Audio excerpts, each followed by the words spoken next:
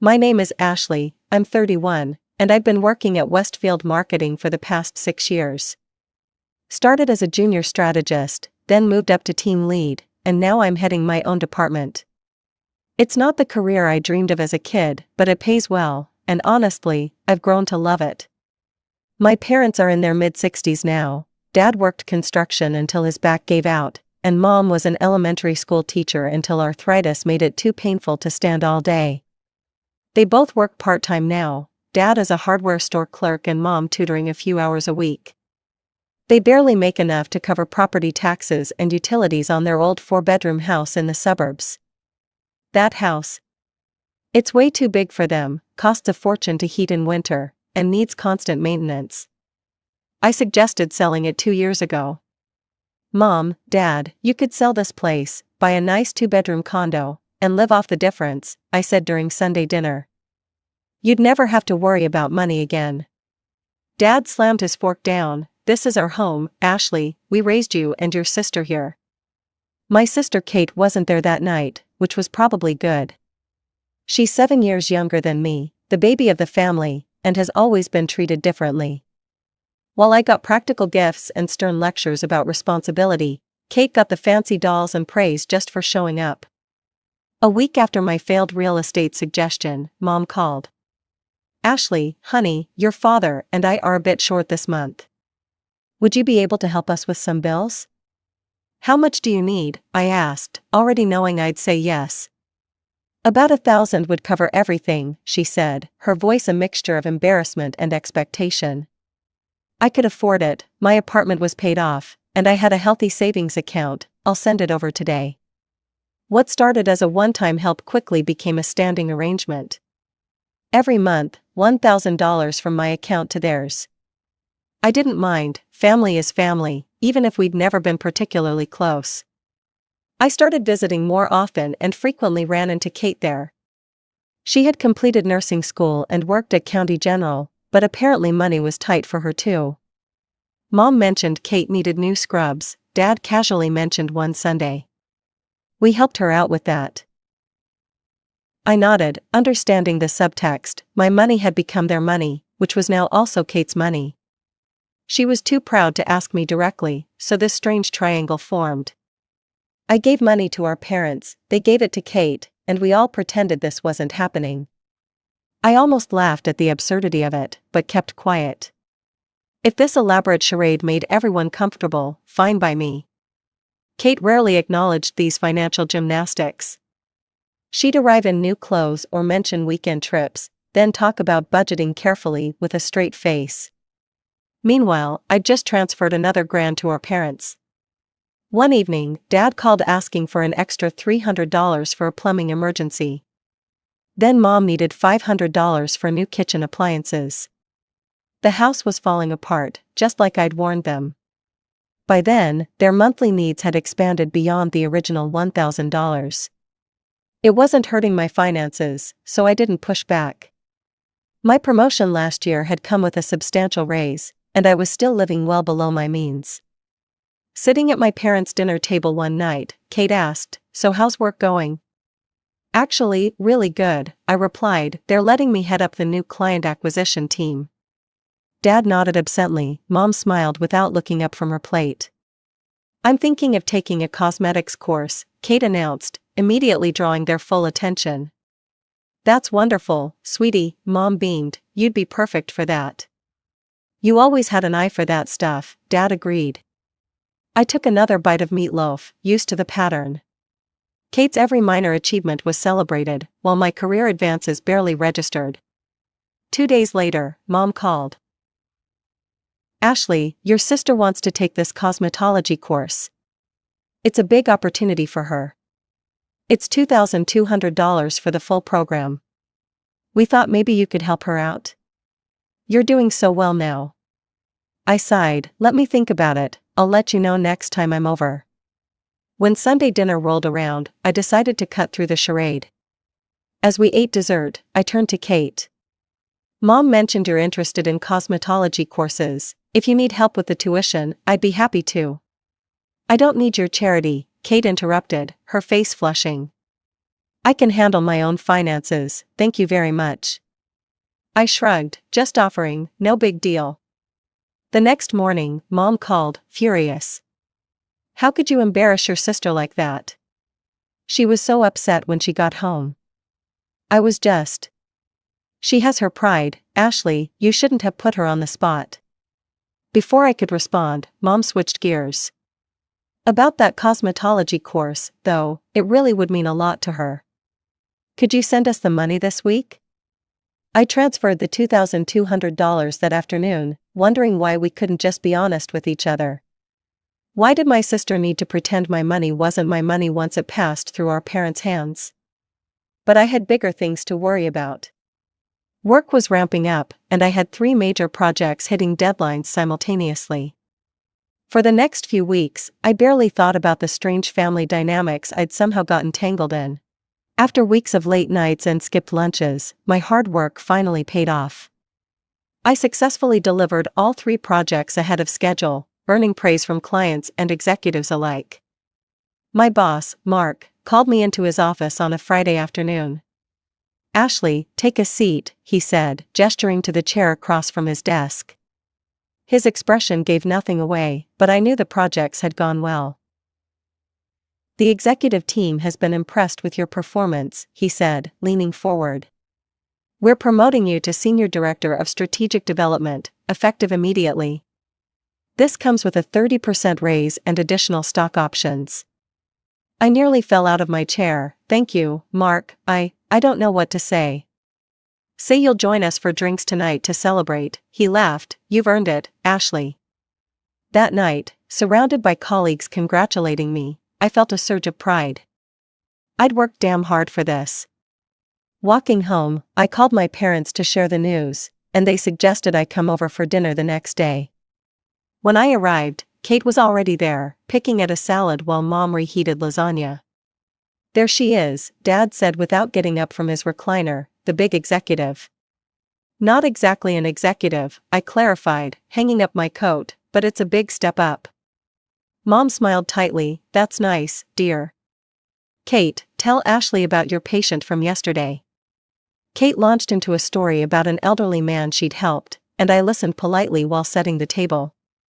When we sat down to eat, Mom finally asked about my promotion. So what does this new job actually entail, she asked, passing the garlic bread. I'll be overseeing all our major client acquisition strategies, I explained, feeling a little spark of excitement. And I'll have a team of 8 reporting to me. The raise is pretty substantial too, which is. Kate's chair scraped loudly as she stood up. I just remembered I promised to cover Jen's shift tonight. I should go. But you just got here, Mom protested weakly. Sorry, can't be helped. Congrats on the job thing, Ashley. Kate grabbed her purse and was out the door before anyone could respond. An uncomfortable silence fell over the table. I took another bite of lasagna, not sure what had just happened. Dad cleared his throat. You know, Ashley, you shouldn't talk so much about money around your sister. I stared at him. I barely said anything. It's just that she works so hard at that hospital, saving lives, and she makes so little compared to you, Mom added, her voice taking on that familiar defensive tone she always used when discussing Kate. I work hard too, I said quietly. Of course you do, dear, Mom replied in a way that suggested the opposite. But maybe don't stick out your successes so bluntly. Kate gets jealous easily. I nodded and changed the subject, but inside I was seething. I'd been financially supporting this family for years without complaint, and I couldn't even celebrate a career milestone without being made to feel guilty about it. The following weeks passed quickly as I settled into my new role. November turned to December, and Christmas decorations began appearing everywhere. 3 weeks before the holiday, Mom called while I was reviewing quarterly projections. Ashley, I'm planning a big Christmas gathering this year, she announced. Since we have the largest house in the family, I thought we'd host everyone, your aunts, uncles, cousins, everyone. That sounds nice, I said, only half listening as I corrected a calculation error on my spreadsheet. The thing is, she continued, her voice taking on that hesitant quality that always preceded a request for money, with all the food, decorations, and gifts, it's going to be quite expensive. I stopped typing. How much are you thinking? Well, for everything to be really special, about $4,000. I nearly choked. 4,000? Mom, that's... I know it's a lot, she interrupted, but it's Christmas, and everyone's coming, and we want to do it right.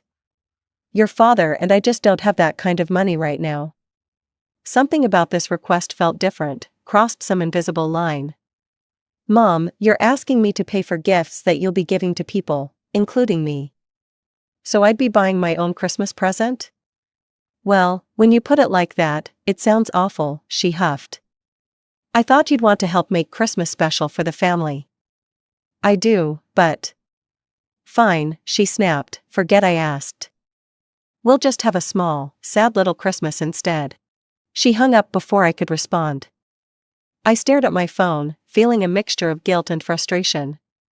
The logical part of my brain knew she was manipulating me, but another part wondered if I was being selfish.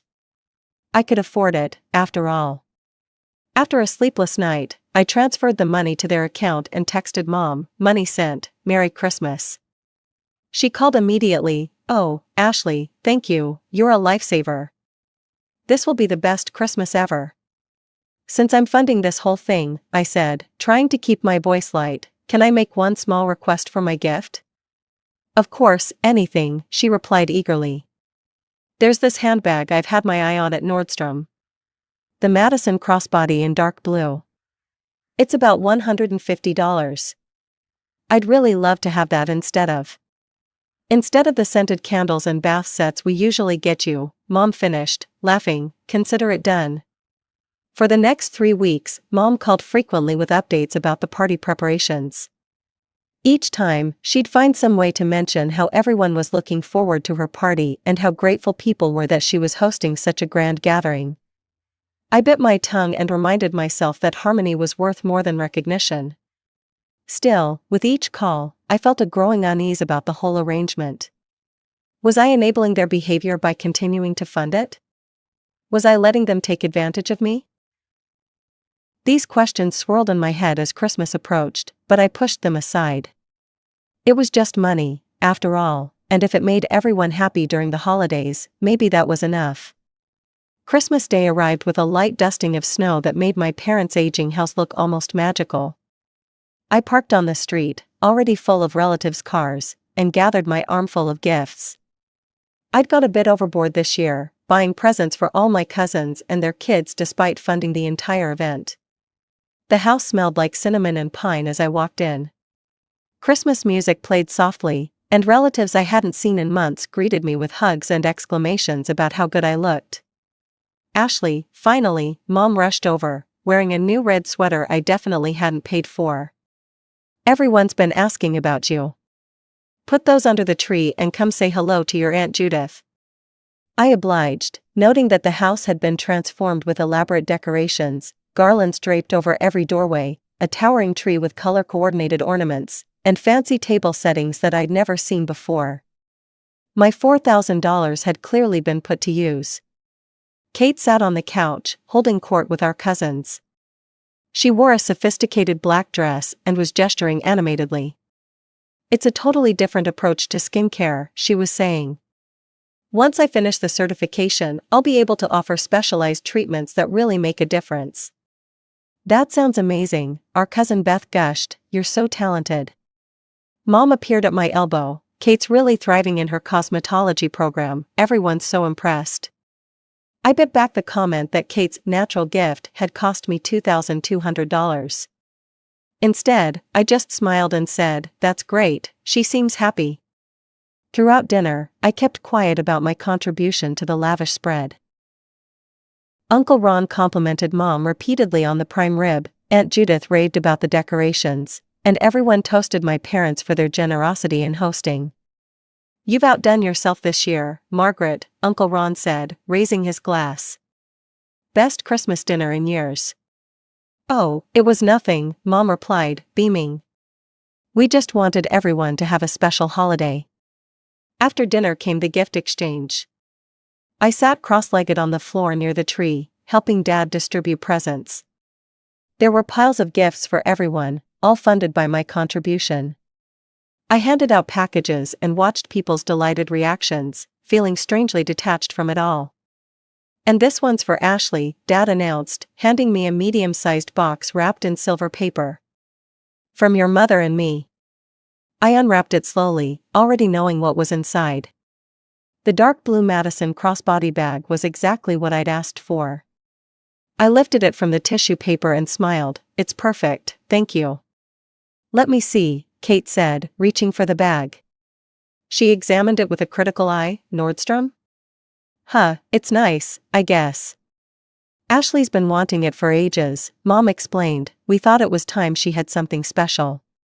Kate's expression darkened. She handed the bag back to me and turned to our mother. "Can I talk to you in the kitchen for a minute?"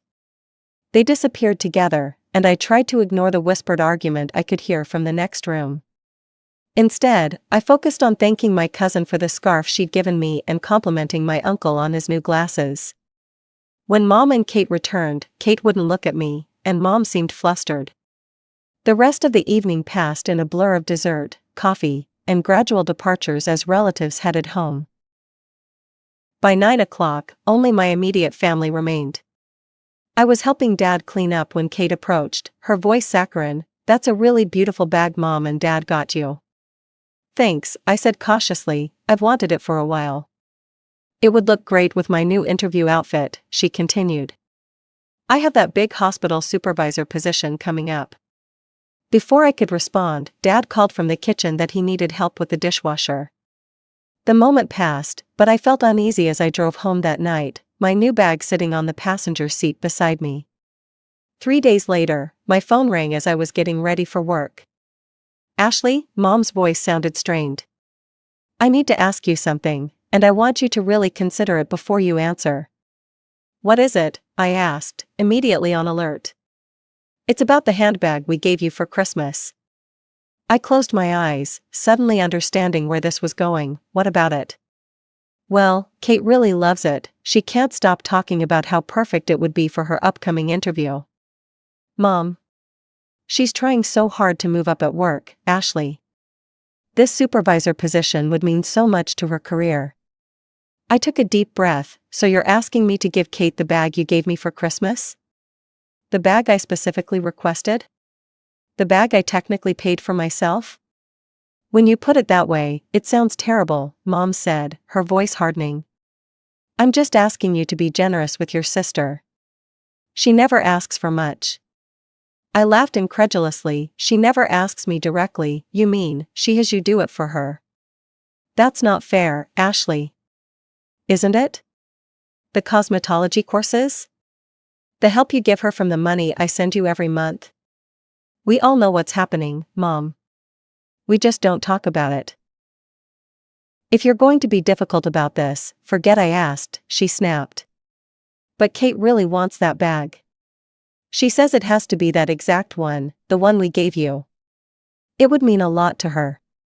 "The answer is no, Mom. I'm keeping my gift."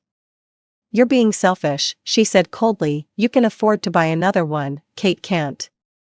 "Then maybe you or Kate should buy it, not take mine." I ended the call before she could respond, hands shaking with anger. I went to work and tried to focus, but the conversation kept replaying in my head. By the time I got home, I had 3 missed calls from my mother and a text message. "Please come over tomorrow, we need to talk about this in person, it's important." I texted back that I'd stop by after work the next day, though everything in me wanted to ignore the message.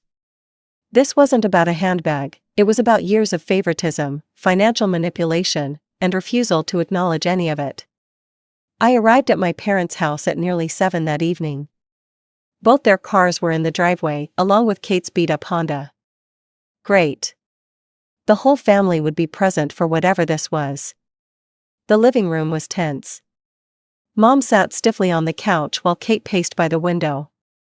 My bag, the source of all this drama, sat on the coffee table like evidence in a trial. "Sit down, Ashley," Mom said, patting the cushion beside her. I remained standing. "This is ridiculous, we're having a family meeting over a handbag?" "It's not about the bag," Kate snapped, "it's about your attitude."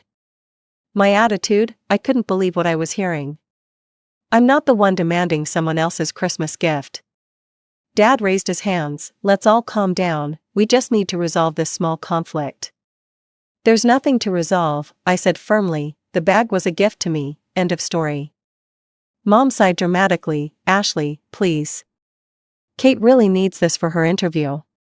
Why can't you just be generous for once?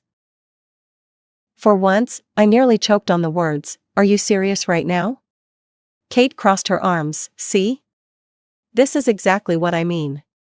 You act like you're so put upon whenever we ask you for anything.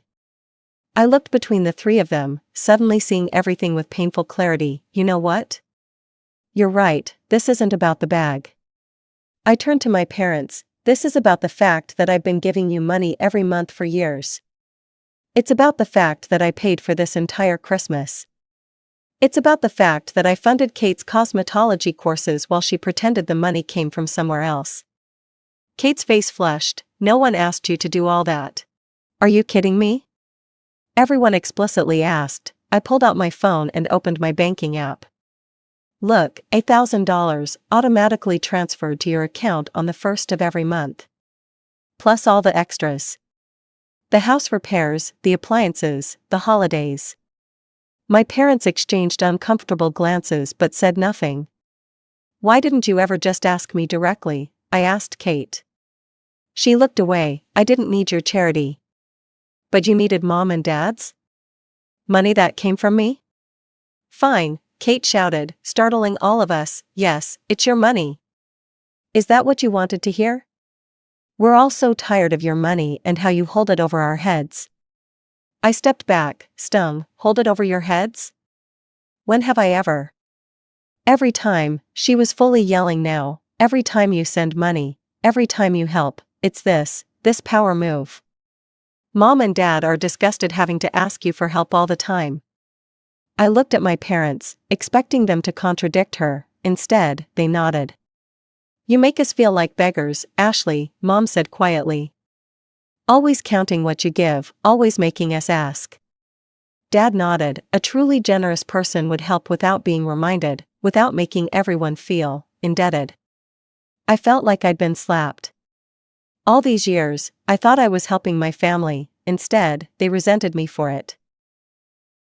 I stood up straight. If my help is so disgusting to you, if my money is such a burden, then I won't offend you with it anymore. I picked up the handbag from the coffee table. Keep this, consider it my last contribution. I walked to the door, then turned back. From now on, you're on your own, all of you. No one tried to stop me as I left. At home, I turned off my phone and poured myself a large glass of wine. Then I logged into my banking app and canceled the automatic monthly transfer to my parents. I sent them a text, transfer canceled. As requested. Then I turned my phone off again. They called repeatedly over the next few days. I didn't answer. They sent texts that grew increasingly desperate. I didn't respond. Kate called once, then stopped. 2 weeks later, there was a knock at my door. I opened it to find my parents standing there, looking older than I'd ever seen them. Ashley, Mom began, her voice wavering, we need to talk. About? I kept my hand on the door, ready to close it. We're in trouble, Dad admitted, we can't pay the bills this month. Mom nodded, we made a mistake, you can keep the handbag, we didn't mean what we said. I almost laughed, this isn't about the handbag, it never was. We took out a loan, Mom blurted, for Kate's cosmetology office. We thought you'd help us pay it back. The audacity was breathtaking. You took out a loan assuming I'd pay it? Without asking me? We didn't think you'd mind, Dad said weakly. Get out, I said quietly, I'm not your ATM. I'm not responsible for your poor decisions or Kate's business ventures, figure it out yourselves. I closed the door on their protests. For the first time in years, I felt neither guilt nor obligation, just a strange, sad freedom. Months passed. Through family grapevine, I heard my parents were selling their house to buy a smaller one. The money left over would pay off their debts, exactly what I'd suggested years ago. Kate's salon had opened on a smaller scale than planned. They were managing, adapting, living within their means. Sometimes I wonder if I was too harsh, too abrupt in cutting them off. But then I remember Kate's words, my parents nodding agreement. Disgusted. That's how they felt about accepting my help. I've learned something important from all this. Money doesn't create love where it doesn't exist. It doesn't purchase respect. It can't fill the hole left by years of emotional neglect. I still have my job, my apartment, my financial security. What I don't have is the illusion that I can buy my family's affection.